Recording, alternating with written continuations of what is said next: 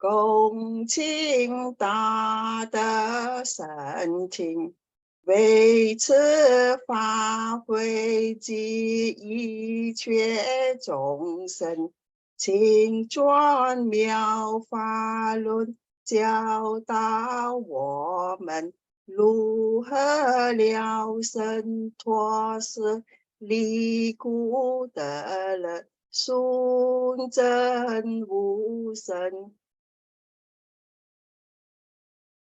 Will the Shankar with great virtue, out of compassion, for the sake of this assembly and all living beings, please turn the wonderful Dharma wheel to teach us how to live suffering and attain bliss and end birth and death and quickly realize non-birth. Namo tassa bhagavato arahato samma sambuddhassa. Homage to the blessed, noble, and perfectly enlightened one.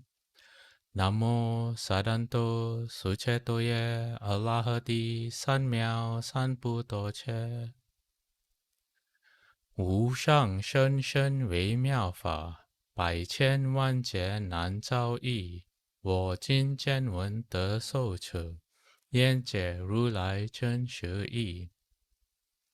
Supreme and wondrous Dharma, subtle and profound, rarely is encountered, even in a billion eons. But now we see and hear it and accept it reverently. May we truly understand the Buddha's actual meaning. Buddha's okay, let's recite Medicine Master Buddha's name first. Namo, quelling disasters, lengthening life, Medicine Master Buddha. Namo, quelling disasters, lengthening life, Medicine Master Buddha. Namo, quelling disasters, lengthening life, Medicine Master Buddha. Namo, quelling disasters, lengthening life, Medicine Master Buddha. Namo, quelling disasters, lengthening life, Medicine Master Buddha. Namo, quelling disasters, ending life, Medicine Master Buddha. Namo, quelling disasters, lengthening life, Medicine Master Buddha. Medicine Master does come one, Medicine Master does come one, Medicine Master does come one, Medicine Master does come one. Buddhas, Bodhisattvas, Venerable Master, and all good-knowing advisors, Amitofo, welcome back to our exploration of the Dharma using the Medicine Master Buddha Sutra as our foundation. Today is, let me see, class number 103. That's 103. Oops, okay, hold on. Let me have, okay, my PowerPoint is not responding because, okay, now, okay, hold on, just give me a second. I opened two PowerPoint slideshows at the same time, and it was too much. It couldn't handle. So give me a moment while I get my slides. Okay. Sorry about that. In the meantime, which was what I wanted to ask earlier, does anyone have any questions Every time I ask, almost every time, no one responds. Anyone? I have a No? question. Oh, yes, ever reliable Ron. Thank you. Go ahead. You know what? I signed up for a luncheon coming this week, and it's not like I want.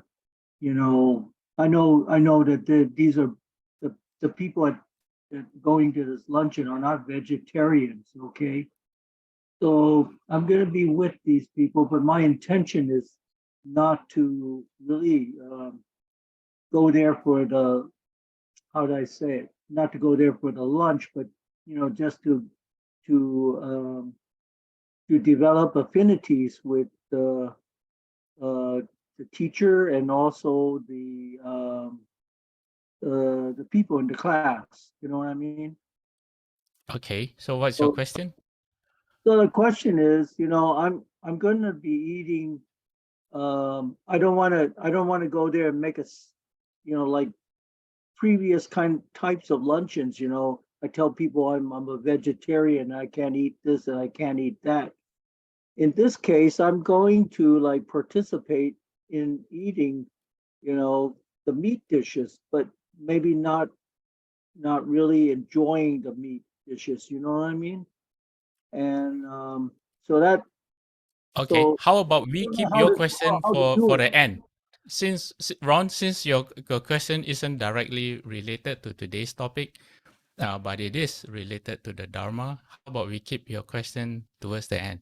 And you can type it out too. It gives you a bit of time to clarify your thoughts, and you can type it out in the chat box, and then I have time to respond. Does that sound okay? Yeah, no problem. Okay. Anyone else?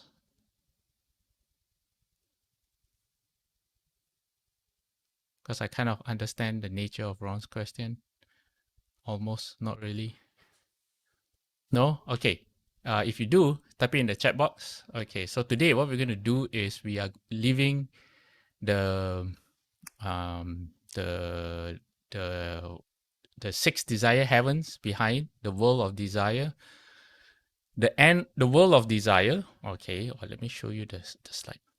The world of desire, if you look at your screen from right at the bottom, which is the hell realms, all right, it's the from number one, and it has really awful names like great wailing, joyless realm, from the hell realm right up to, you see, number 6 to 11. That's so from 1 to 11, that's known as the world of desire. Okay, why? Because everyone's driven by desire, and we're going to leave all that behind. And today we're going to go to number 12, which is where you find the 16 form heavens. Okay, and the 16 form heavens are divided into, let me see, maybe I should show you this. Okay, let me show you my Excel sheet. Okay, but everything's a bit small, so let me increase the size. Let me see if I can do a full screen. Hey, what happened? Oh my, what, what happened to, okay, all right. Okay, let me increase the size.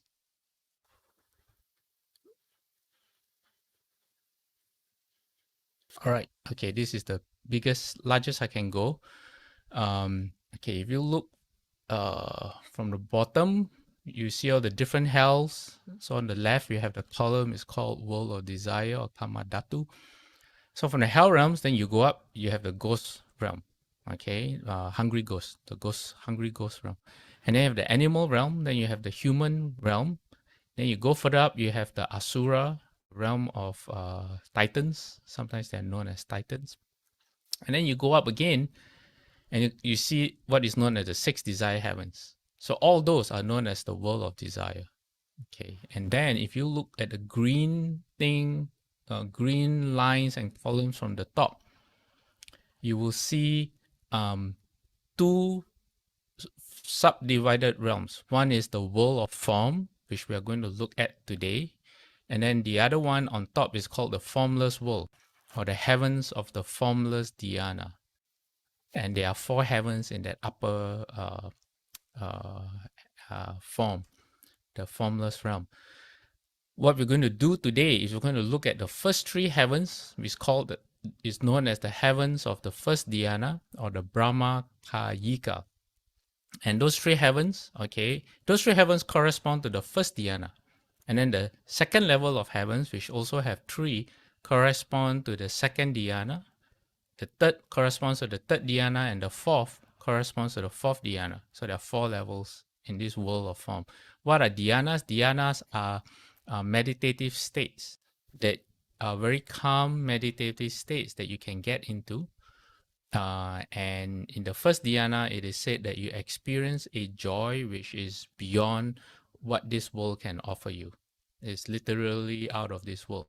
And the first dhyana was experienced by the Buddha when he was a very young boy. Okay, for those of you who know the story, when he was a very young boy, he was out in one of the fields that were owned by his father, the king. And then he was looking at the field, and people were working in the field.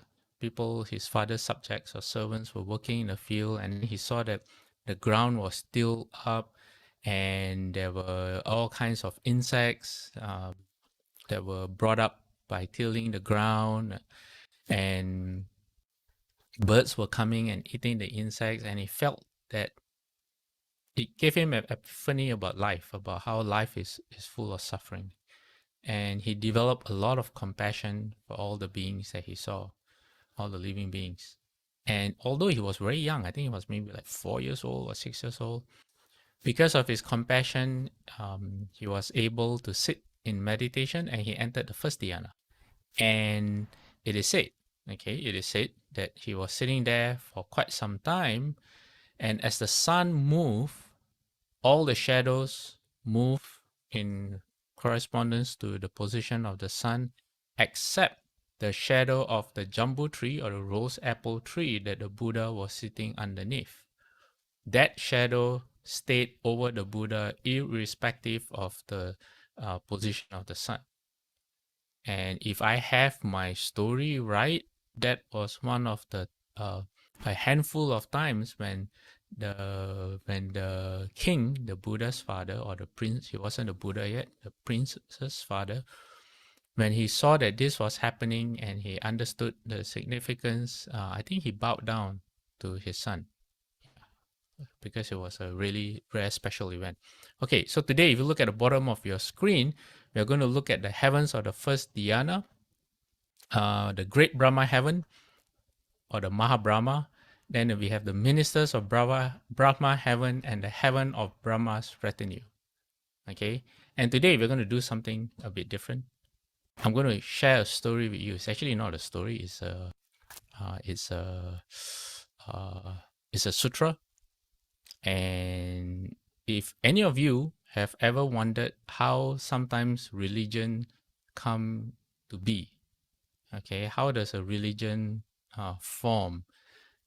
This sutra explains a lot, and I'm going to share just a very small part. Okay, let me go back to the slides. Let me move this away. Okay. All right, let's go to. Okay, so this is what we're going to look at today, the world of form, all right, the Rupa Dhatu. It consists of 18 heavens, which I just showed you, so you don't have to pay attention now. You just have to roughly know that there are four categories of the heaven that correspond to the four dhyanas. The first dhyana has 3, second dhyana has another 3 heavens, the third dhyana has another 3 heavens, and then the fourth dhyana has 9 heavens. Okay, that's all we kind of need to know.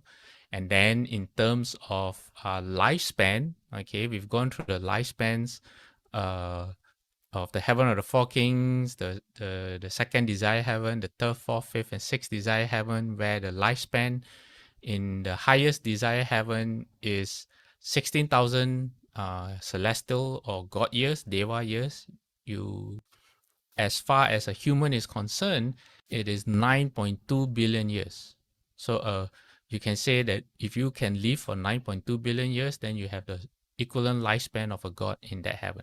But if you look at the first dhyana heaven, the lifespan there is 320 what is that, 320 billion years? Yeah, 320 billion years. Oh, is that? No, wait, let me see, 1 million, yeah, 320 billion years. That's a huge jump from there. Okay, and maybe I will, yeah, okay, let me move on. Okay, what I have for you is very, very interesting. It is called the Brahma, is from the Brahma Jala Sutta, also known as the Brahma Net Sutra. But this Brahma Net Sutra is not the Brahma Net Sutra that we are more familiar with if you are Mahayana Buddhist. That Brahma Net Sutra in the Mahayana canon is the Buddha explaining what the Bodhisattva precepts are about. Okay. This Brahma Jala Sutta, which also has the same meaning, Brahma Net Sutra or Sutta, is a different one. It's all about the different wrong views that exist in the world, or at least during the Buddha's time. All the various different wrong views that could exist, you find it here. And there are in this sutra, let me see, there are what happened to my notes? There are a total of 62 wrong views. And today we're just going to look at one of them. It is wrong view number 5. Wrong view number 5 is about partial eternalism. What is partial eternalism? Well, if you look at human beings, okay, you look at people in general, ourselves, you can roughly divide people into 3 categories. Okay, what is the first category? First category are people who believe in eternalism. Eternalism means that it's kind of like a soul. You believe in a soul that never dies. It's going to get reincarnated, life after life. So it's you find this in religion. Okay, most religions have a soul. Sometimes they say that they don't believe in life after life, but technically they do. But we don't have to go into that. Okay, so people who believe in eternalism, okay, they're not Buddhists. They're not classified as Buddhists. They don't really look or analyze desires and attachments. Rather, everything comes from a creator point of view. There are gods. There is either mono, which is monotheistic, which is a single god, or what's the other word for multi? There's another word that means many gods. Okay, one is mono, the other one, I can't remember what it is. Okay, so one god or many gods. Okay, it doesn't matter. But people are kind of in charge of them, of their fate. And they believe that when they die, the soul moves on to another body. The physical body dies, but there's a soul that moves on. And it is driven usually by attraction to pleasure, or if you have a lot of suffering and affliction, you're looking forward to a future pleasure that is promised to you, provided you follow the teachings of the religion. So there's usually heaven and hell, good and bad. There are religious practices, and there's an element of faith or salvation involved. Sometimes there's mortification of the flesh, where you punish yourself because you're either not good enough, or you're wrong, or you have sins, or things like that. Okay. On the opposite end of the spectrum is called nihilism. Nihilism means you have this life, and when you die, that's it. Nothing more waiting for you. So you must as well enjoy life now. My father, before he came to the Buddhist side, he would used to say in Hokkien, where did he say? No, actually he wasn't. He had a view that promoted nihilism. He just said "gong gong lai, gong gong ki," meaning Hokkien, it just means you come without knowing what's going on, and you go without knowing what's going on. And he would say, yeah. So that's kind of it. Maybe not it, but you get what I mean. So they don't believe in the soul, but they do believe in the current physical one that you have, that's usually attached to the body. Sometimes you can say that they have a materialistic view of the world. So if it's, say, science based, they what do?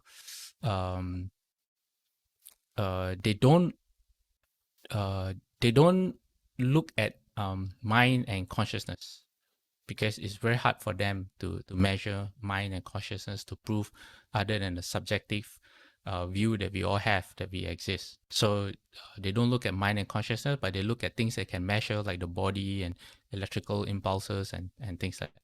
And then you have the third kind, which is called skepticism. People who choose not to believe. Whatever you tell them, they say, no, it's not true. Show me proof. They need proof. And therefore, they don't believe. Something like that. Okay? So, wrong view number 5 falls kind of in the eternalism part. Okay? So, I'm not going to tell you more. I'm just going to read the sutra to you, and then you can see for yourself. But let me see. Ron has a question. The model of sheer existence is the same for all Buddha lands. Okay, so Ron's question is that model or sphere of existence. Let me go back to that slide. Okay, this slide. His question is it the same for all of the Buddha lands or only for, say, our land? Well, if you have paid attention, Ron, in some of past classes, I think I shared it. I should have shared it. In one Buddha land, okay, in say Shakyamuni Buddha's Pure Land, I think there are at least a million world systems where there are a million Lord Chakras, a million 4 continents of where we humans are. And this is just under one Buddha, Shakyamuni Buddha. And so which is why if you read the Brahmanet Sutra, the Mahayana Brahmanet Sutra, Vairocana Buddha describes how there's he describes Shakyamuni Buddha as appearing like on a lotus flower or something like that, and an imagery where there's a million lotus flowers, and in on every lotus flower there is a Shakyamuni Buddha, and there are a number of world systems. You caught me off guard, so I can't quote the Brahmanet Sutra right now, but go read it and you find it's described in that way. So in one Buddha land, okay, there are at least a million desire realms, the one that we just covered up to last week. But then when it comes to the Maha Brahma realm, the realm of world of form that we are looking at today, there's less. I think there's maybe 1,000 world of forms compared to a million world of desires. Yeah, something like that. And we'll come to it. Okay. All right. So let me show you. Let me read today's sutra, which is very interesting. So this is the Buddha speaking. He said, there comes a time, because when after the lapse of a long period, this world contracts and disintegrates. This is when the cycle of the world comes to an end. So what happens to all the beings that are still around? He said, why the world is contracting? Beings for the most part are reborn in the Abhasara Brahma world. Okay, what is the Abhasara Brahma world? Just now we had the first level of heavens, which is the first dhyana, and then you had the second level of heavens in the second dhyana. The Abhasara world is, in my notes, I put it down as the highest heaven of the heavens of the third dhyana. Okay, but some places say that it's the highest heavens of the second dhyana. Either way, I don't think it makes much of a difference other than being academic. Just know that there are beings in this heaven. Okay, when this world contracts and disintegrates, the end of the world, say like the solar system that we are in, if it helps you imagine what's going on, everyone gets reborn in the Abhasara world. Everyone that's left. Okay, and then the Buddha says, there they dwell, mind-made, feeding on rapture, self-luminous, moving through the air, abiding in glory. And they continue thus for a long, long period of time. How long? Well, at least 10. Okay, let me show you. I don't know how to pronounce. How many zeros is this? Okay, if it's this heaven, okay, which I've highlighted, and it's let me move it to the top of the screen. So okay, the very top of the screen. Okay, 10,750,720,000. Okay, so this is 720 million years, 750 billion years. What's 10 in front of 750 billion? Okay, so you have to work it out. That's how long the lifespan is if it's the second heaven or the second dhyana. All right, so a long period of time. Yeah, that's right, long period of time. Long period of time. But then, okay, the Buddha says, but sooner or later, because there's time involved, there has to be an end. After the lapse of a long period, there comes a time when this world begins to expand once again. So it's time for this world to come back to life. Buddha says, while this world is expanding, some people might say, oh, that's the Big Bang. There's no way we can know. The empty palace of Brahma appears. Then a certain being, due to the exhaustion of his lifespan or the exhaustion of his merit, actually it's the same thing. The merit will determine their lifespan, passes away from the Abhasara plane and re-arises in the empty palace of Brahma. Okay, where is this empty palace of Brahma? Let me bring back my empty palace of Brahma is the highest heaven of the heavens of the first dhyana. Okay, so it's called the Great Brahma Heaven, where the lifespan is 3 middle kalpas or 1,000 billion years. Yeah, 1,000 billion years. Yes. All right. Okay. So, Buddha says, there he dwells, mind-made, feeding on rapture, self-luminous, moving through the air, abiding in glory. And he continues thus for a long period of time. Okay. Here, mind-made, what mind-made means is, according to the commentary, it says you are reborn through mind alone without external conditions. That means it's through the effort of your mind that you get there. It's different when you sometimes read about mind only or consciousness only. Mind only or consciousness only usually means, and I could be wrong, but it usually means that we can only experience the world through our mind. In other words, everything that we see, our senses, eyes, ears, nose, tongue, and body, everything we see, smell, taste, touch,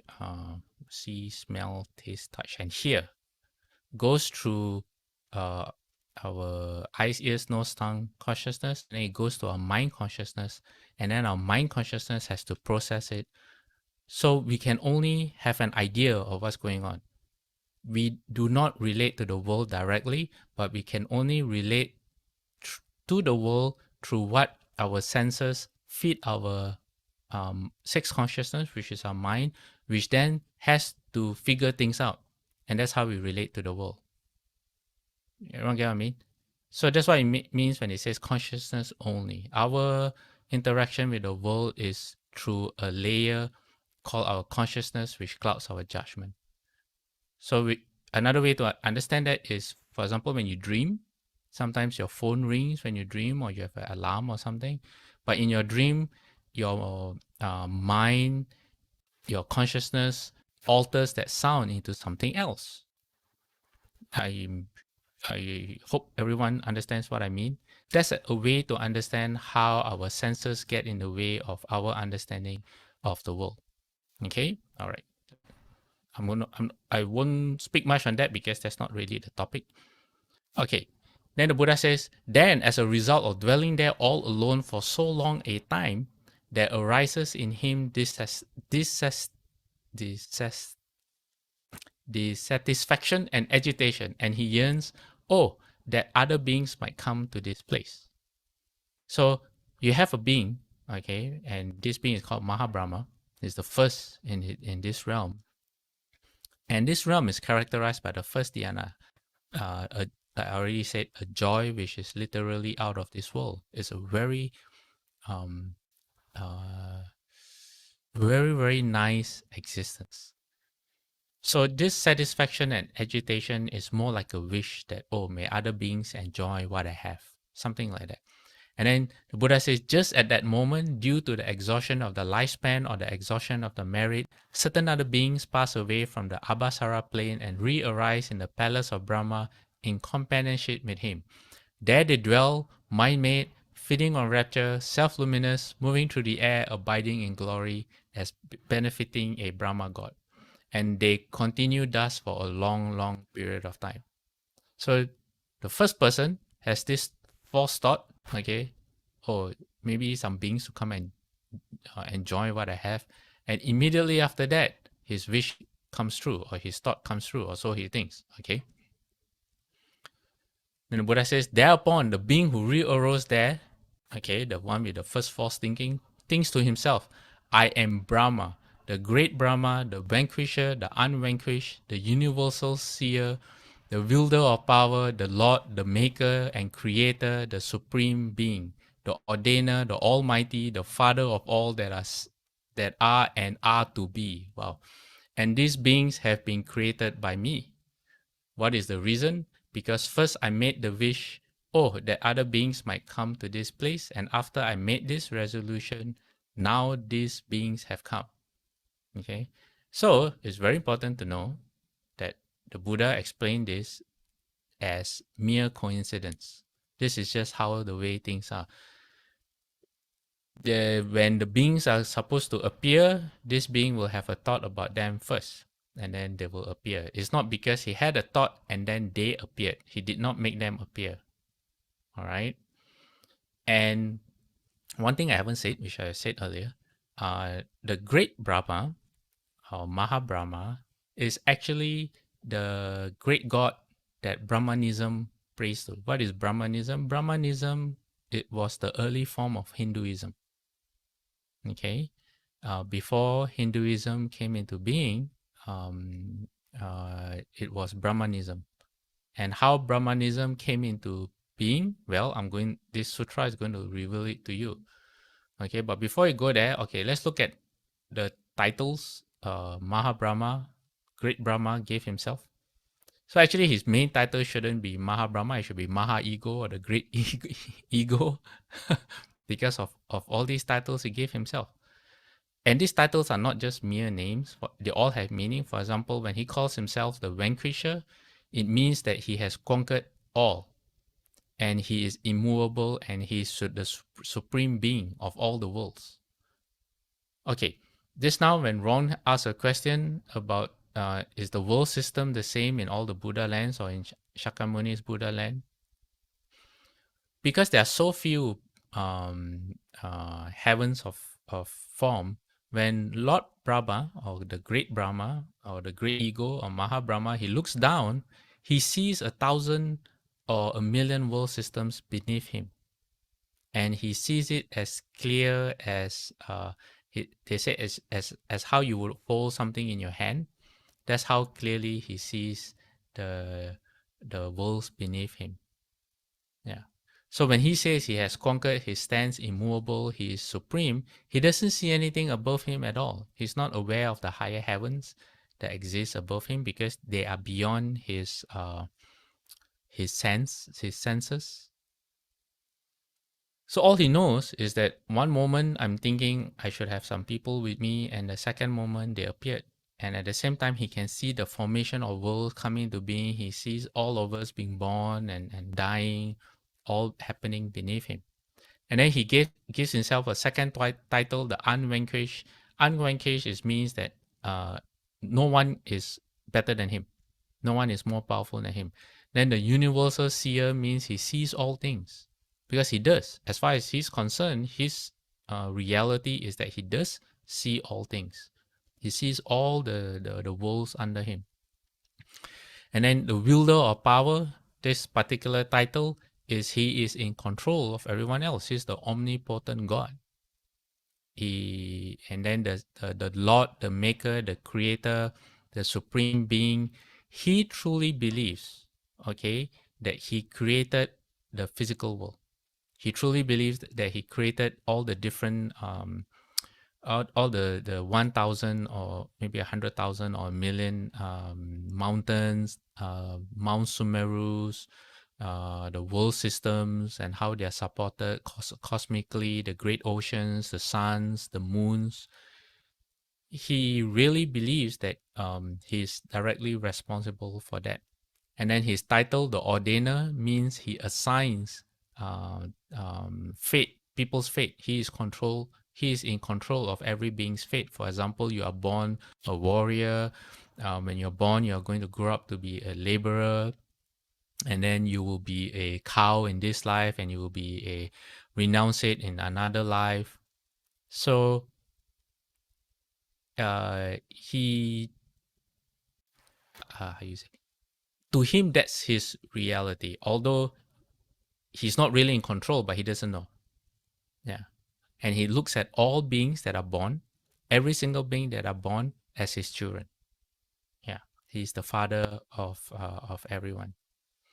And then what makes it worse? Okay, what makes it worse is, the Buddha says, everyone else born that appeared in the realm after him also think the same. They said all the beings who arose there also think this must be Brahma, the great Brahma, the vanquisher, the unvanquished, the universal seer, etc., etc., etc. And we have been created by him. So they even attribute their own existence to him. Why? Buddha says because we see that, or they see that he was here first, and then everyone else appeared after him. So there's in the commentaries, people, there's a question that says that wouldn't these beings have recollection of their past lives? And just like how when we explore the lower heavens, there are some of them that when they are born in the heaven, they can remember their past life. You all remember the story? And then when they are reborn in the past life, and then they get hungry, they're still a baby, they get hungry, and they go and eat, and then they find the clothes hanging on the tree, and after that they totally forget everything because they are taken over by all the pleasures that they have. Remember that? Okay.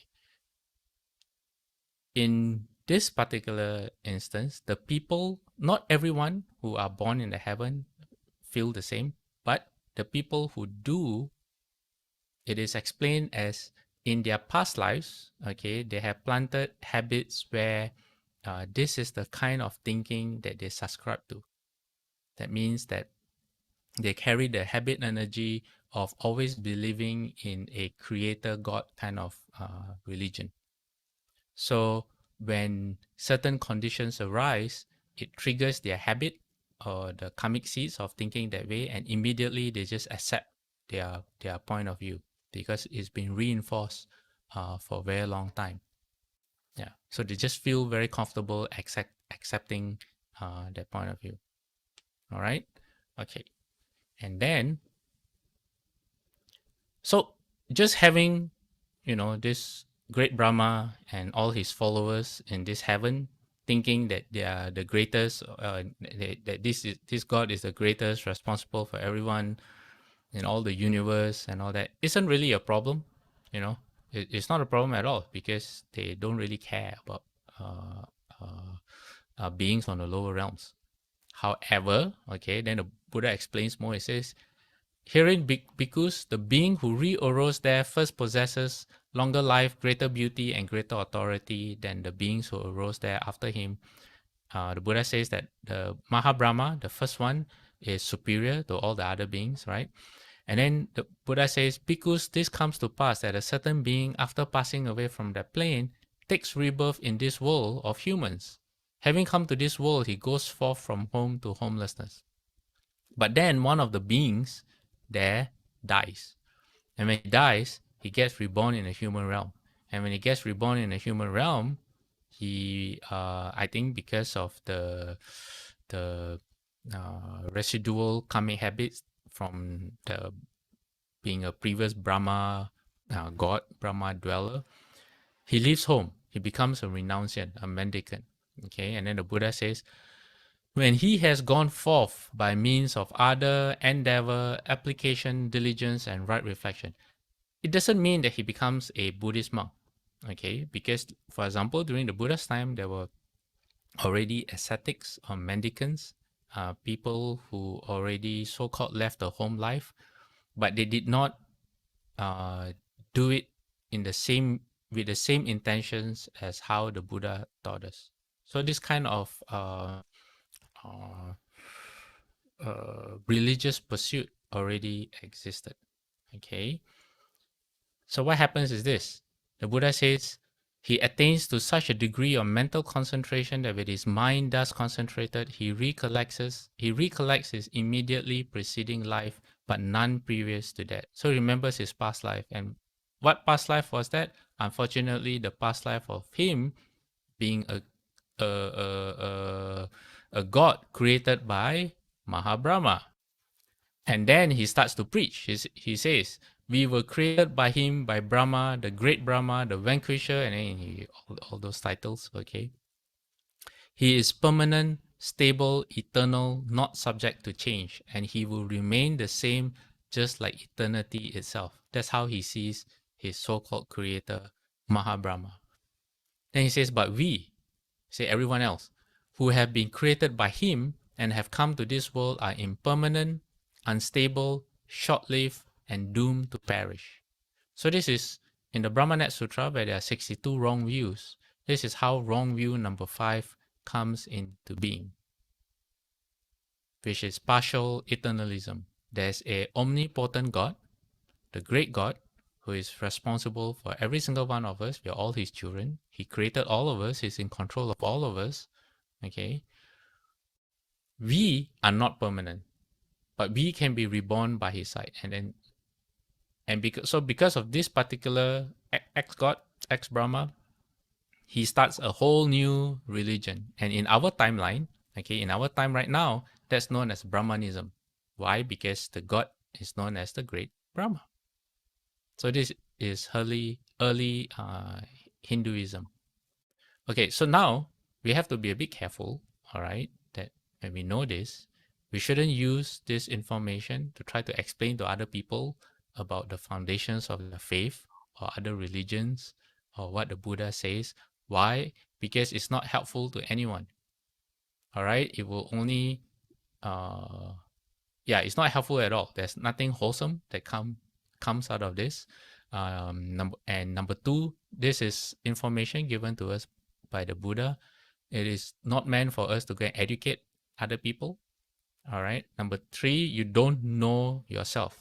This is not something that you have experienced directly. So don't go repeating it like it's your knowledge. Okay.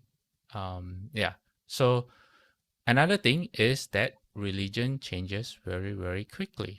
Imagine you're God, okay, in one of the heavens. It doesn't matter what heaven because the lifespan is so long.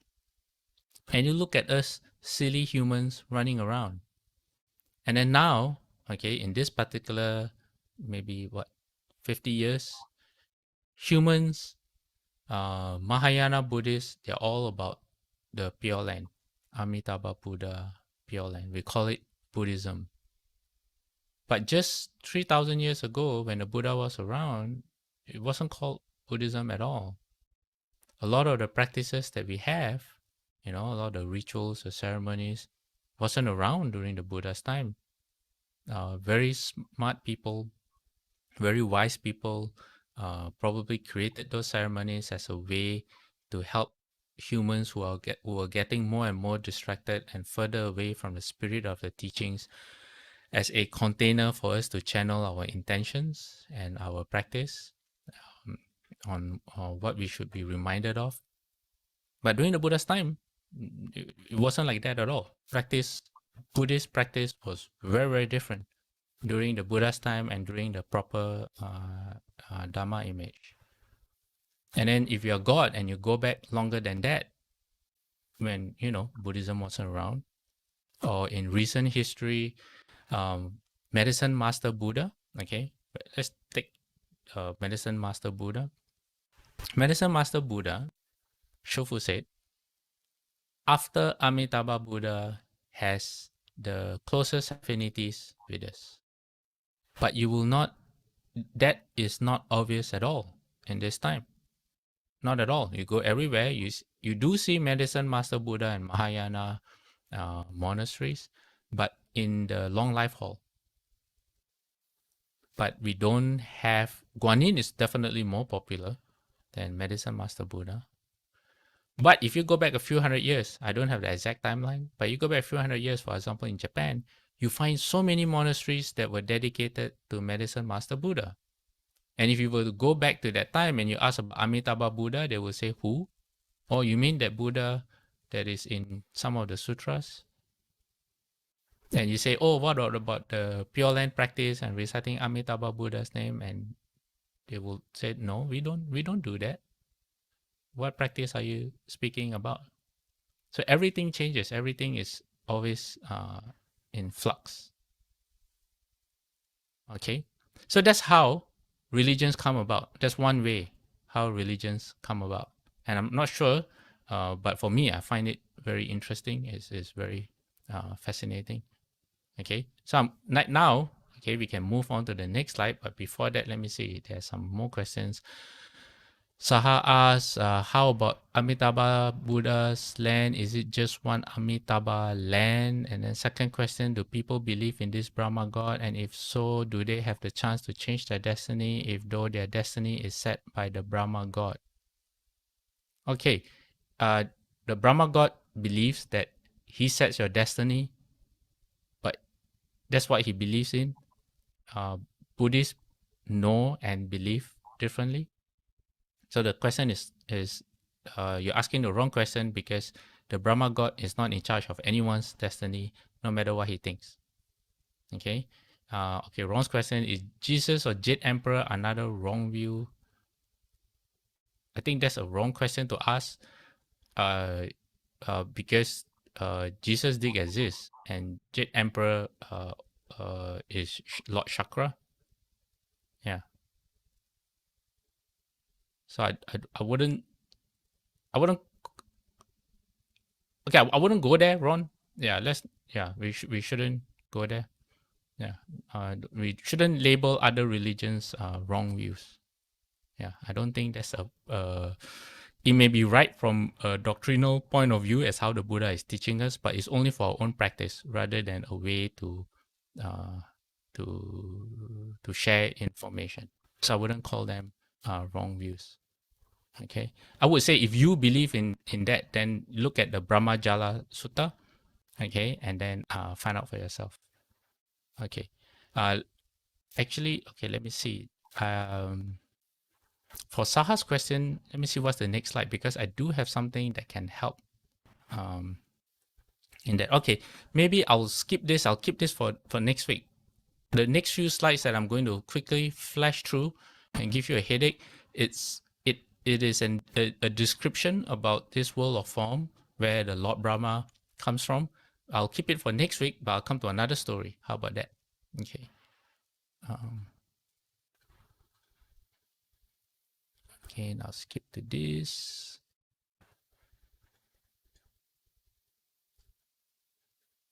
Oh, okay. You know what? I'm going to end this slideshow and I'm going to look for the slide manually because I know it's somewhere. And then I'll come back.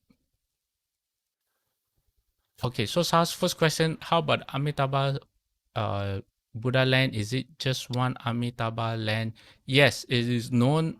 Amitabha, a Buddha land is known as a Buddha Kshetra, which is just Sanskrit for Buddha land. And in the Buddha land, it is a physical place.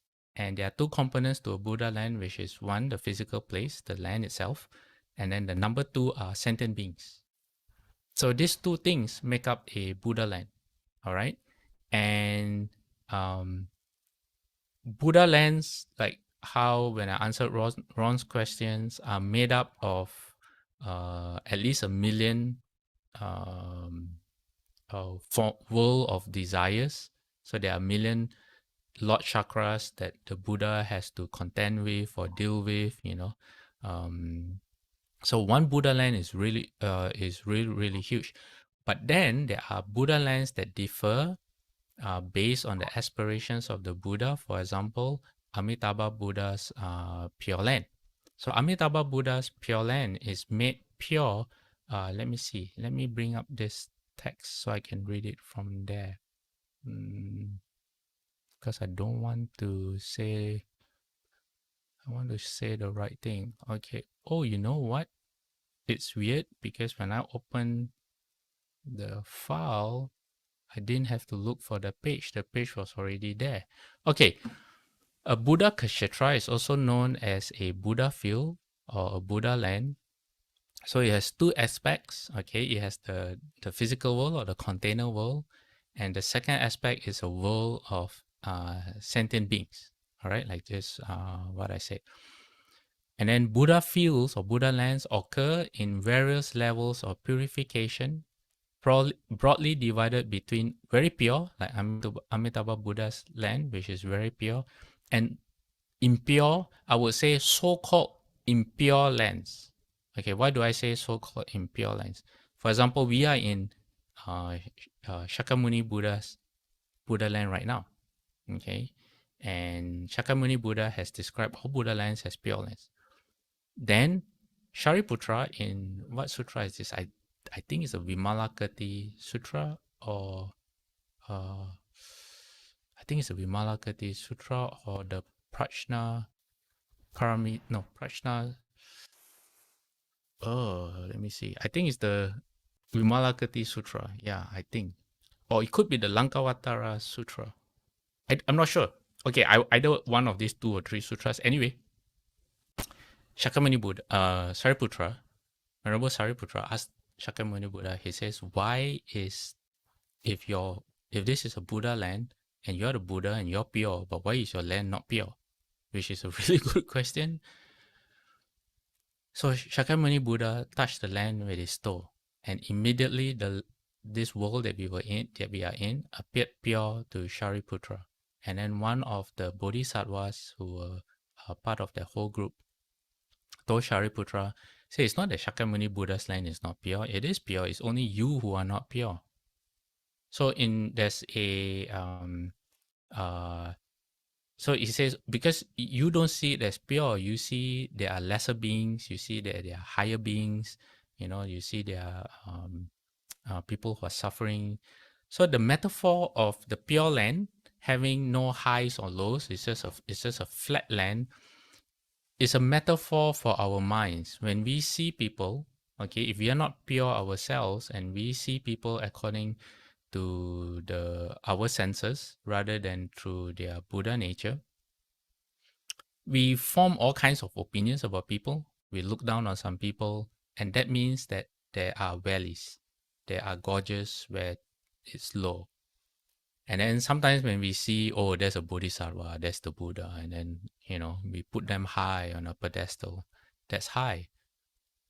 But if you manage to get to the Pure Land, your mind will be level and equal to all beings. So the Pure Land will be flat. That's what it means. Yeah. Clifford, do you have a question? Okay. So someone is asking me to share screen. I don't have the slide to share yet, so I'm just going to leave it blank for now and let you see that hand holding the incense on my screen. Okay, so let me come back to Pure Land. Let me see what else I can share.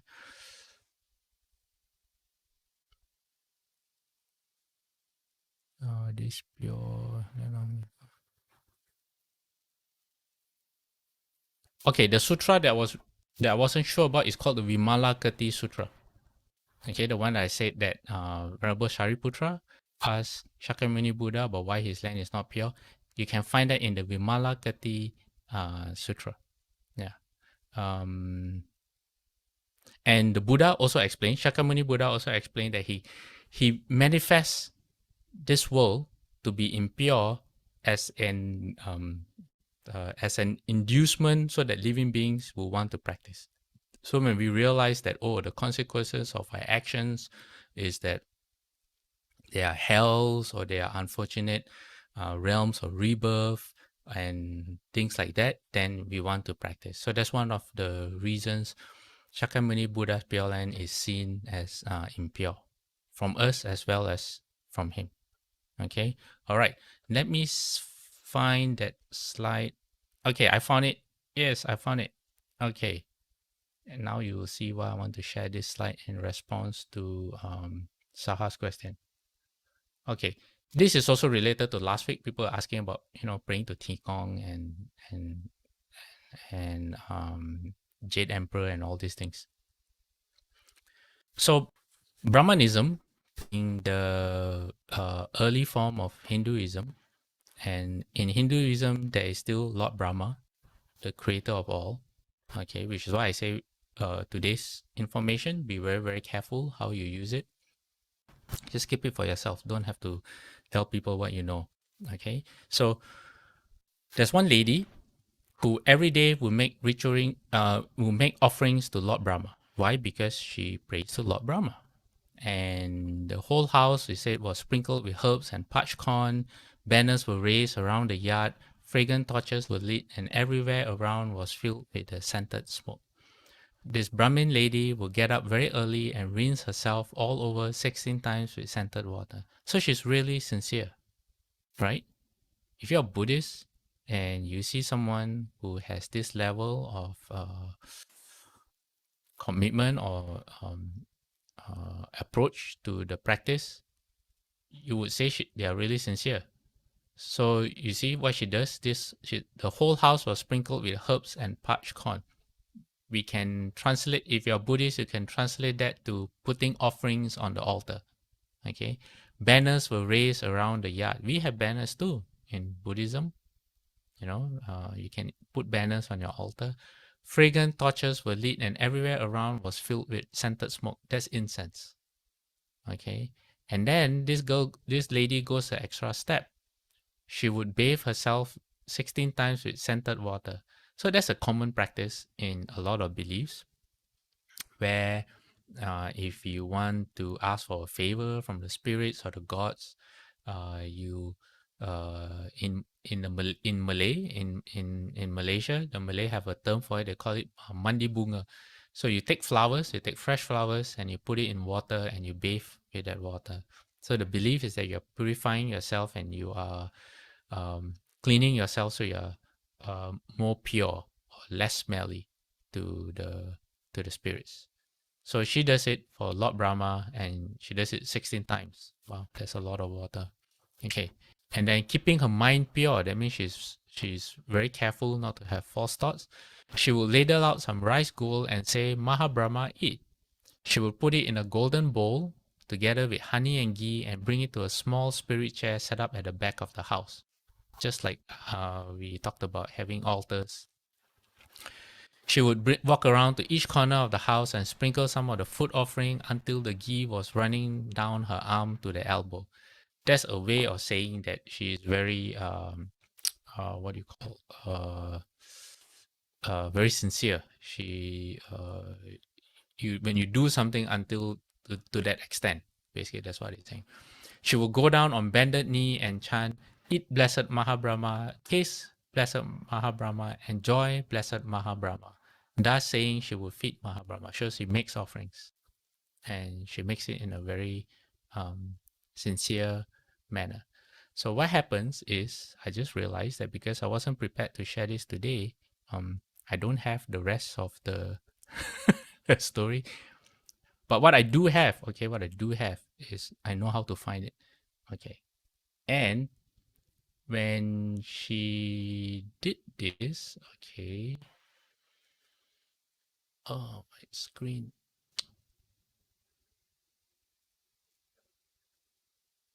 Okay, when she did this.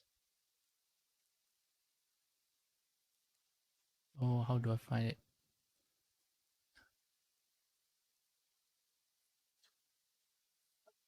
Okay, anyway, when she did this, what happened was, who appears in front of her? One of the Brahma deities, not Lord Brahma himself, but one of the gods of Brahma, one of the entourage of Brahma.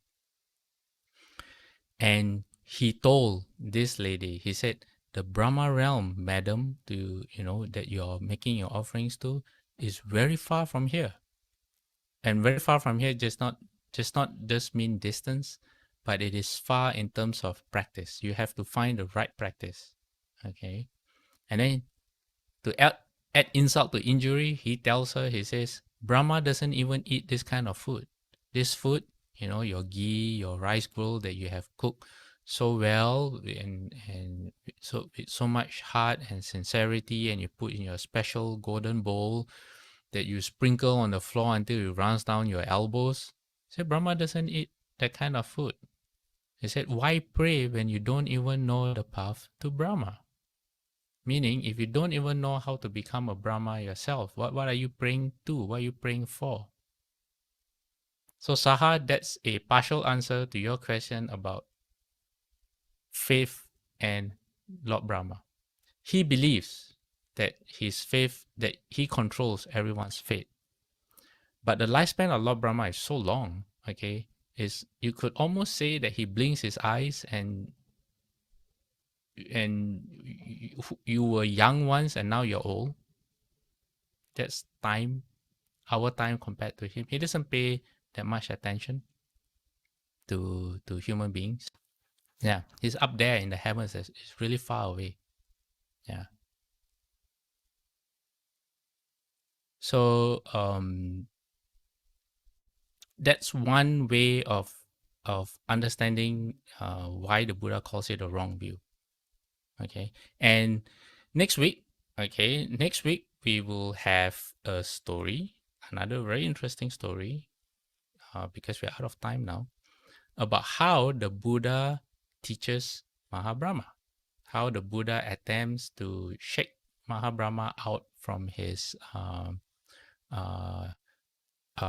wrong view. Yeah, Mahabrahma himself has a wrong view. So it's a very funny story. Okay, and we'll come to that next week. All right. Okay. Anyone else with any questions? Oh yes, Ron had a question about. So Ron, can you ask your question again? You didn't type it out. So would you mind quickly repeating it? Yeah, very quickly, Quickly. Yeah. I'm going to a luncheon, but it's for like a non-vegetarian people. And my only intention for going is to, eat for getting just to get to know the people and to get to know, yeah, that's my only intention for going there. Okay. It's And you not said to, you're going to partake of the non-vegetarian food, right? yeah, Okay. So let me ask you, Ron. Okay, I'm not saying what you should do, but I know Shufu is big on virtue and principles, and actions speak louder than words on how we convert people. Not convert people, that's the wrong word. People have to believe in you first before they believe in what you believe.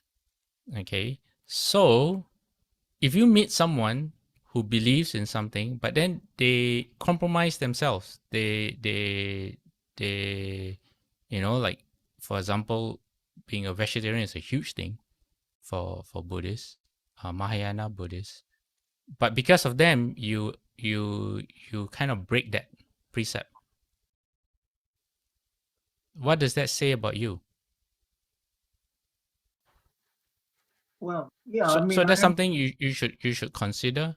So if I'm a monk, for example, okay, as a monk, all right, Shufu's disciples, we all eat one meal. Okay, all the those who are of good health, we eat one meal. But then imagine if I were to go somewhere and just because I want to, not just because I have my intention is to draw close to certain people, and I don't observe one meal, or I take off my sash, how would that make me look?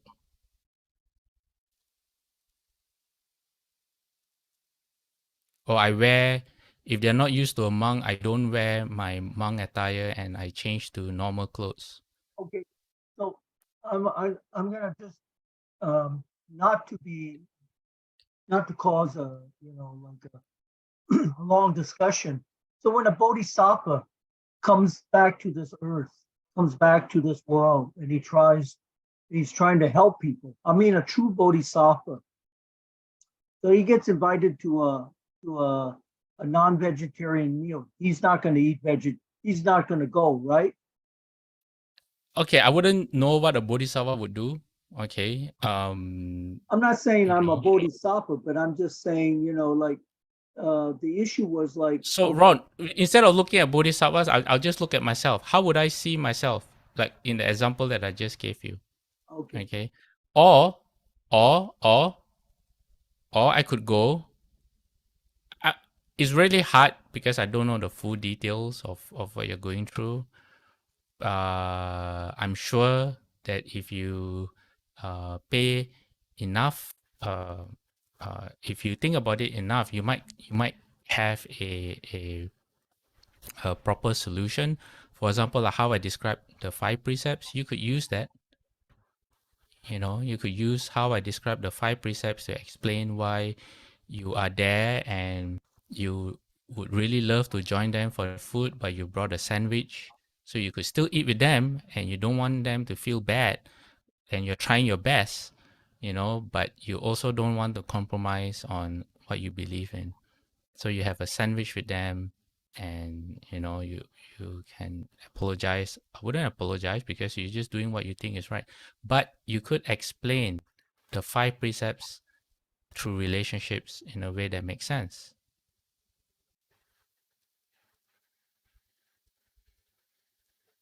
So I'm not saying that you should do this or you should do that, but there are alternatives that you can think about, and I think as long as you try your best, yeah, it should be okay. And then if you want, you can send me a question later and then we can talk about it after we transfer merit on another day. Okay? Yeah. But I do know, and I do know that in Buddhism, through all the people that I've known throughout the years, especially like husband, wife, families, it is always their change of behavior for the better that brings people to respect Buddhism in the end. So it's always the virtue, the character that embodies what Buddhism represents, and not worldly ways that always has an effect, a positive effect, or the desired effect that you want on people. Yeah.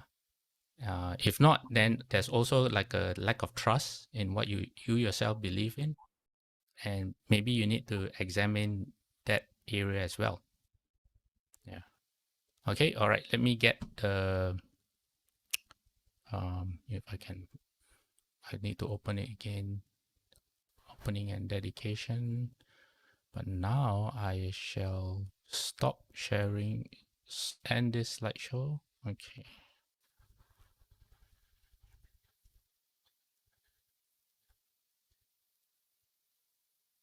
Okay, dedication of merit. I'm going to ask everyone to join me in putting our palms together. May every living being, our minds as one and radiant with light, share the fruits of peace with hearts of goodness, luminous and bright. If people hear and see how hands and hearts can find in giving unity, may our minds awake to great compassion, wisdom, and to joy. May kindness find reward. May all who sorrow leave our grief and pain. May this boundless light dispel the darkness of our endless night. Because our hearts are one, this world of pain turns into paradise. May all become compassionate and wise. May all become compassionate and wise. Okay, let's do 3 bows to the Buddha. Second bow. Third bow.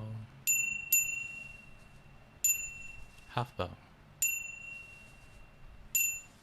Bowing respect to the Rebel Master.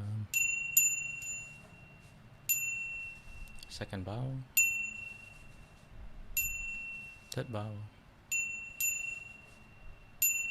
Half bow. Okay, Ron, why don't you give me a call? Not right now, but another day before your event, and we can talk. We can talk over it. You can ask more questions. Okay. All right. Amrita for everyone. See you next week. Thank you.